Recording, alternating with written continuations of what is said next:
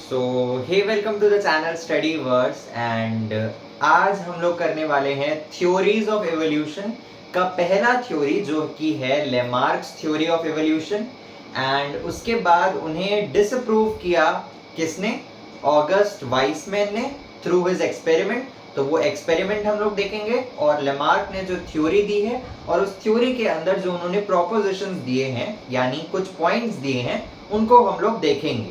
ठीक है, अगर पिछली वीडियोस आपने नहीं देखी है तो आप लोग जाकर देख सकते हैं। ठीक है, पिछली वीडियोस मैंने एविडेंसेस ऑफ इवोल्यूशन की इवोल्यूशन का प्रूफ क्या है कि कैसे इवोल्यूशन हुआ उसके बेसिस पे मैंने जो भी हमारे प्रूफ है हमारे पास या एविडेंस है उसके बेसिस पे मैंने वीडियो डाला हुआ है। एंड ये वाला हम लोग करने वाले थ्योरीज ऑफ इवोल्यूशन की थ्योरी मतलब हम लोग मान तो गए कि चलो ये प्रूफ है, लेकिन अब हम लोग अलग अलग साइंटिस्ट के अलग अलग जो पर्सपेक्टिव है उसको हम लोग देखेंगे और कौन सबसे ज्यादा एक्सेप्टेड थ्योरी है वो हम लोग देखेंगे। तो पहला है लेमार्क्स थ्योरी। तो मैं पहले ही बता दूं, इन्होंने जो भी बोला है वो सब कुछ गलत है। ठीक है, वो सब कुछ गलत था, रॉन्ग प्रूफ किया गया आगे लेटर अलग अलग साइंटिस्ट के बारे में द्वारा। ठीक है, अलग अलग साइंटिस्ट ने इन्हें रॉन्ग प्रूफ किया by experiment and by giving new theories. तो पहले हम लोग इनके थ्योरीज को देख लेते हैं कि इन्होंने ऐसा क्या बोला जो साइंटिस्ट ने इनको गलत ठहरा दिया।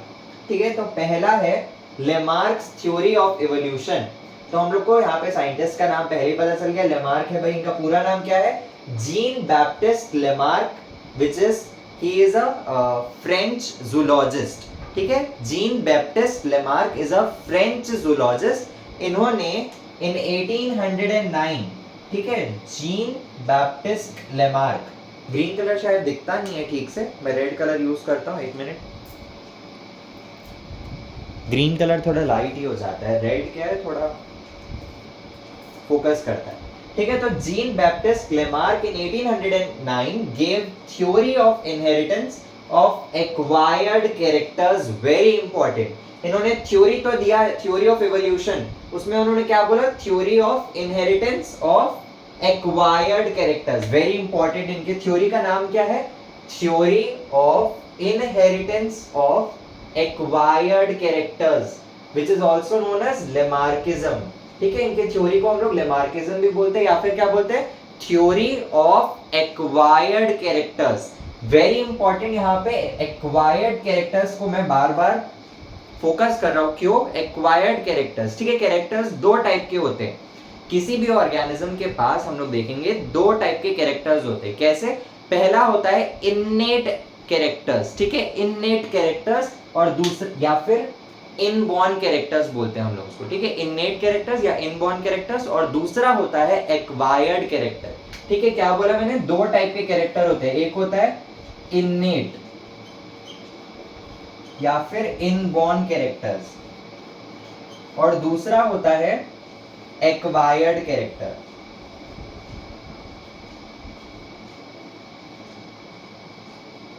ठीक है, दोनों में डिफरेंस क्या है? इननेट या इनबॉर्न, मैंने बोला था वर्ड को देखते ही आपको समझ में आ जाना चाहिए उसका मतलब। इनबॉर्न का मतलब क्या है? ठीक है, यानी जब वो जब उसका जब वो पैदा हुआ है, ठीक है, जब वो पैदा हुआ है, ठीक है, बाय बर्थ, जो उसके पास क्वालिटीज है, जो उसका कैरेक्टरिस्टिक्स है, ठीक है, जो जेनेटिक्स से रिलेटेड है, उसके जो भी जेनेटिक्स से रिलेटेड कैरेक्टरिस्टिक्स है बाय बर्थ, उनको हम लोग इनबॉर्न कैरेक्टरिस्टिक्स में इंक्लूड करते हैं। और एक्वायर्ड कैरेक्टर्स क्या होता है? जो उसके बर्थ लेने के बाद जो उसने क्वालिटीज या कैरेक्टर्स गेन किए हैं थ्रू द फिजिकल एनवायरनमेंट। ठीक है, बर्थ के बाद जो उसने कैरेक्टर्स एक्वायर किए हैं उसको हम लोग एक्वायर्ड कैरेक्टर्स बोलते हैं। और जो बाय बर्थ रहता है पहले से ही उसको हम लोग इनबॉर्न या इननेट कैरेक्टर्स कहते हैं। तो यहाँ पे हम लोग क्या देख रहे हैं, अभी इसको हटा देते हैं, आप लोग समझ में आ गया कि कैरेक्टर्स दो टाइप के होते हैं। एक होता है बाय बर्थ जो कैरेक्टर्स हमारे अंदर होते हैं, और एक जो बर्थ लेने के बाद जो हम लोग फिजिकल एनवायरनमेंट से हम लोग इंटरैक्शन से हम लोग कैरेक्टर्स को एक्वायर करते हैं, वो होता है एक्वायर्ड कैरेक्टर्स। तो इन्होंने क्या बोला है? Jean Baptiste Lamarck in 1809 gave the theory of inheritance of acquired characters also known as Lamarckism। तो इन्होंने acquired characters की बात की है। क्या बोला इन्होंने कि एक्वायर्ड कैरेक्टर्स जो है वो पास ऑन होते हैं फ्रॉम जनरेशन टू जनरेशन, लेकिन ये गलत प्रूव होगा। अब इसको कौन प्रूव करेगा? ऑगस्ट वाइसमैन, जो कि एक और साइंटिस्ट थे, वो जो है इनको डिसअप्रूव करेंगे इस थ्योरी को। तो अभी हम लोग देखते हैं इन्होंने पहले और कौन कौन सी प्रोपोजिशन दी थी या पॉइंट्स दिए थे अपने इस थ्योरी के अंदर। ठीक है, पहला पॉइंट क्या बोल रहे हैं? लिविंग ऑर्गेनिज्म और their organs continuously increase in size. ये तो क्या बोल रहे हैं? देखो ये क्या बोल रहे हैं, लिविंग ऑर्गेनिज्म एंड और their organs continuously increase in size. ऐसा हो सकता है एवोल्यूशन में? नहीं हो सकता। अगर हम लोग देखेंगे कि जो प्री हिस्टोरिक एनिमल्स थे वो लोग काफी बड़े होते थे, ठीक है, काफी साइज में काफी बड़े होते थे, और अभी हम लोग देखें मॉडर्न एनिमल्स जो है वो काफी साइज में छोटे होते हैं। जैसे कि सबसे अच्छा एग्जांपल हमेशा बनता है यहाँ पे एलिफेंट का, क्योंकि एलिफेंट पहले भी था और अभी भी है। बहुत सारे ऑर्गेनिज्म जो एक्सटिंक्ट हो गए हैं, ठीक है, जो प्री हिस्टोरिक एनिमल्स थे, लेकिन एनिमल्स में एलिफेंट जो है वो अभी तक प्रेजेंट है। तो अगर मैं बात करूँ उस टाइम पे क्या था, वुली मैमथ, ठीक है, वुली मैमथ की बात करूँ, और अभी जो मॉडर्न एलिफेंट की बात करूँ, हम लोग एशियाटिक एलिफेंट ले लेते हैं, तो दोनों में अगर देखें हम लोग तो साइज का काफी ज्यादा डिफरेंस है ना। उस टाइम पे जो वुली मैमथ जो है वो काफी बड़े होते थे, और अभी के हाथी जो है, अभी के एलिफेंट जो है वो काफी छोटे होते हैं।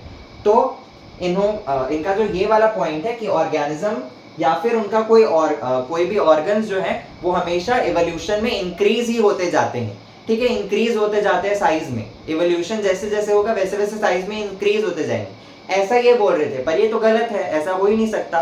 तो ये तो रॉन्ग प्रूव हो गया। ठीक है, नेक्स्ट क्या बोल रहे? New organs result from new needs. This is very wrong, ठीक है। तो ये क्या बोल रहे भाई, अब जैसे जैसे आपका नीड बढ़ेगा वैसे वैसे आप नए नए ऑर्गन डेवलप कर पाओगे। ऐसा हो सकता है क्या? नहीं हो सकता। अगर मैं सोचने लग जाऊं कि मेरे को उड़ना है, मेरे को उड़ना है, मेरे को उड़ना है, तो क्या मेरे पर निकल आएंगे? नहीं ना, नहीं आएंगे, पंख तो मेरे नहीं आएंगे, है ना। तो new organs result from new needs, ऐसा तो हो ही नहीं सकता। अगर आपकी कोई भी नीड है, सपोज अगर कोई तैरना चाहता है, ठीक है, कोई तैरना चाहता है, तो उसके फ्लिपर्स तो नहीं आ जाएंगे, ऐसा तो नहीं होगा। तो ये वाली जो थ्योरी है ये भी रॉन्ग प्रूव हो गई, ठीक है। New organs result from new needs का मतलब समझ में आया ना, कि नए ऑर्गन बनते हैं नए नए नीड्स के हिसाब से, लेकिन ऐसा नहीं होता है, जैसा नीड है वैसा ऑर्गन नहीं बन जाता है, ठीक है। फिर क्या बोल रहे हैं, यूज एंड डिसयूज ऑर्गन। ये भी बहुत अजीब सा था, ठीक है, ये भी बहुत अजीब था, क्योंकि अगर मैं बोलूं use and disuse of organ से मतलब क्या समझ में आ रहा है आप लोग को, कि अगर मैं एक ऑर्गन जो है अपने बॉडी का वो ज्यादा यूज करूंगा तो वो ज्यादा बढ़ते जाएगा, ठीक है, और जिसका यूज नहीं करूंगा वो मेरे बॉडी से आगे जो है आगे इवोल्यूशन में हट जाएगा, ठीक है। अगर मैं ह्यूमंस की बात करूं तो ह्यूमंस में मैं देखूं कि ह्यूमंस जो है सपोज अपने हैंड का यूज ज्यादा कर रहे हैं, ठीक है, हाथ का यूज हम लोग ज्यादा करते हैं, तो वो बोल रहे हैं कि हाथ जो हमारे एवोल्यूशन के आगे जो फ्यूचर ह्यूमंस होंगे उनके हाथ बस बड़े हो जाएंगे, बाकी बॉडी वैसा ही रहेगा। तो ऐसा होता है क्या? नहीं होता है ऐसा, ठीक है। तो use and disuse theory of organ जो है वो भी रॉन्ग प्रूव हो गया। यहाँ पे बुक में एक बहुत अच्छा एग्जांपल दिया हुआ है कि अगर कोई एकदम सपोज कि हर इंसान जो है वो अलग अलग तरीके से पढ़ता है, ठीक है, तो कुछ लोग होते हैं जो काफी ज्यादा रीडिंग पे फोकस करते हैं, तो ये वो इस थ्योरी के हिसाब से क्या होगा कि उनकी आंखें बड़ी हो जाएगी, ऐसा तो होगा नहीं ना यार। तो ये गलत हो गया, use and disuse of organ theory जो है वो गलत प्रूव हुआ। आप कोई भी ऑर्गन है उसको यूज करें या ना करें वो आपके बॉडी में प्रेजेंट रहेगा ही रहेगा। नेक्स्ट जो इन्होंने जो मेन इनका थ्योरी था कि इनहेरिटेंस ऑफ एक्वायर्ड कैरेक्टर्स, ये बहुत ज्यादा इंपॉर्टेंट है, ठीक है, इनहेरिटेंस ऑफ एक्वायर्ड कैरेक्टर्स। अब ये क्या बोल रहे हैं कि बर्थ लेने के बाद जो हमने कैरेक्टर्स यहाँ पे एक्वायर की है वो जो है इवोल्यूशन होते होते जो generation from generation pass on होता रहेगा। पर ऐसा होता है क्या? नहीं होता है ऐसा, ठीक है। इस चीज को ही डिसअप्रूव किया था ऑगस्ट वाइसमैन ने। किसने डिसअप्रूव किया इस थ्योरी को? ऑगस्ट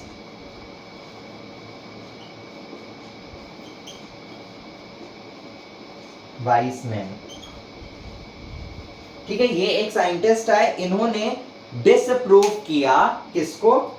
इनके लेमार्क की जो थ्योरी थी इनहेरिटेंस ऑफ एक्वायर्ड कैरेक्टर, इसको उन्होंने डिसअप्रूव किया।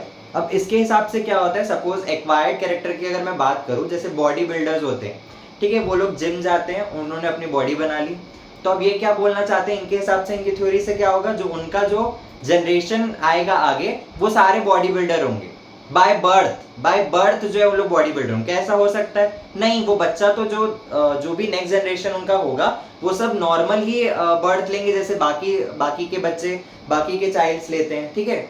तो ये वाला जो है ये थ्योरी भी रॉन्ग प्रूव हुआ।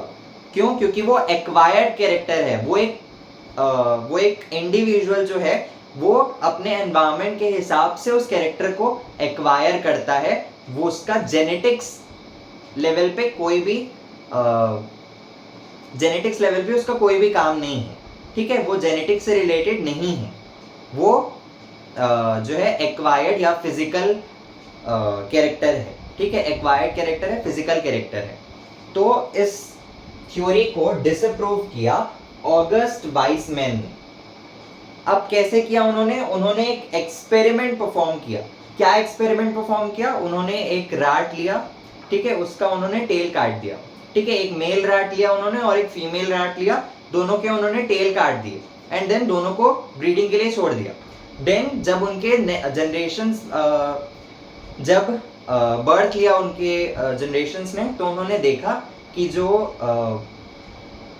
माइस थे, आगे जो रैट थे उनके टेल थे, ठीक है, लेकिन इस थ्योरी के हिसाब से क्या होना चाहिए था कि जब उन्होंने वो कैरेक्टर एक्वायर कर लिया कि उनका टेल काट दिया, ठीक है, तो अब उनको इनके थ्योरी के हिसाब से क्या होना चाहिए था कि जो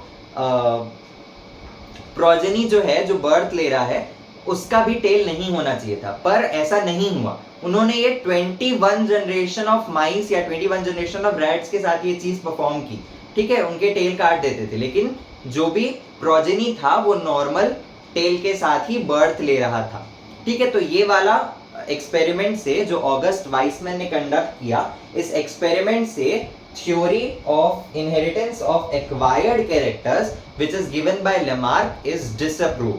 तो इनके जितने भी प्रोपोजिशन थे या पॉइंट्स थे वो सारे डिसअप्रूव हो गए। लेकिन इसको याद रखना, क्योंकि पूछ देता है कि लेमार्क्स थ्योरी में उन्होंने क्या क्या पॉइंट्स बोले थे। तो पहला क्या था? पहला था लिविंग ऑर्गेनिज्म और their organ continuously increase in size. दूसरा था new organs result from new needs. तीसरा था use and disuse of organ. और फोर्थ था इनहेरिटेंस ऑफ एक्वायर्ड कैरेक्टर, जो कि मेन पॉइंट है। और इसको डिसअप्रूव किसने किया? ऑगस्ट वाइसमैन साइंटिस्ट ने, जिन्होंने रैट के ऊपर या माइस के ऊपर एक्सपेरिमेंट परफॉर्म किए और ये बताया कि एक्वायर्ड कैरेक्टर्स जो है वो generation to generation pass on नहीं होते हैं और एवोल्यूशन में उनका कोई भी रोल नहीं है, ठीक है। तो ये पूरा था हमारा लेमार्क्स थ्योरी। आगे हम लोग देखेंगे डार्विन्स थ्योरी, ठीक है, आगे हम लोग देखेंगे डार्विन्स थ्योरी, जो कि मोस्टली एक्सेप्टेड थ्योरी है फॉर द एवोल्यूशन, बट उनमें भी कुछ ड्रॉबैक्स थे और उसके बाद एक और साइंटिस्ट आए जिन्होंने उनके ड्रॉबैक्स को क्लियर किया, ठीक है। तो उसके बारे में हम लोग नेक्स्ट वीडियो में देखेंगे। So please subscribe to the channel study words, share with your friends and family and please like, and अगर आपको कोई भी डाउट है तो आप लोग कमेंट कीजिए and till then stay tuned to study verse.